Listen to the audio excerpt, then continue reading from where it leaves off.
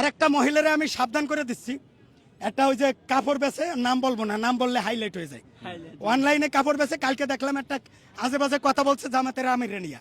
আমি কিন্তু জামাতের জীবনেও আমার কোনো নাম নাই, কিন্তু তারে কোন এলাকার, ওই যে পদ্মার ওই পারে একটা এলাকা আছে না, নাম আছে দৌলাদিয়া, সেই এলাকার মহিলার মতো সে অনর্গল কথা বলছে।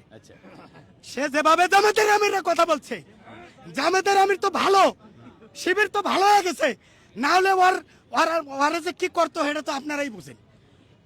আচ্ছা এখন এটা কতটুকু মানে ওই যেভাবে এই তুই 5ই আগস্টের আগে তুই কইছিলি, তুই যে কইলি যে তাদের নিবন্ধন বাতিল চাই, আমি তো তোর বিয়ে বাতিল চাই,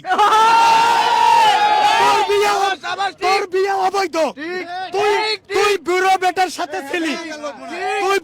সাথে ছিলি, তার টাকা পয়সা লুটে খালি,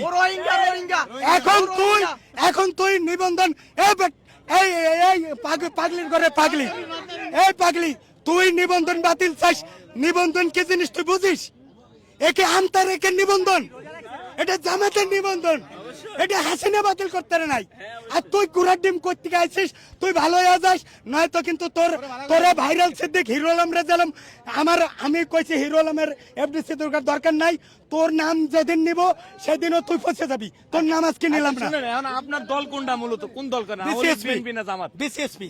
এটা মানে কি? মানে এটা আমি সাংবাদিক সম্মেলন করে আত্মপ্রকাশ করব, এখন বললে হাইজেক হয়ে যাবে। মানে এখন বললে এখন বিসিএসপি মানে কি, এটা মানে অন্যটা বুঝবো। মাহফুজ ভাই এটা বললে হাইজেক করে আলবে, এটা আত্মপ্রকাশ করব। আচ্ছা পরে করবেন নাকি? আপনি যেটা বললেন, হ্যাঁ আপনি তন্নির কথাই বললেন, আমরা হ্যাঁ বুঝে নেন, আমি তো এখন আপনি যেভাবে সাপোর্ট দিচ্ছেন, এখন আপনাকে তো সবাই বলবে জামাত।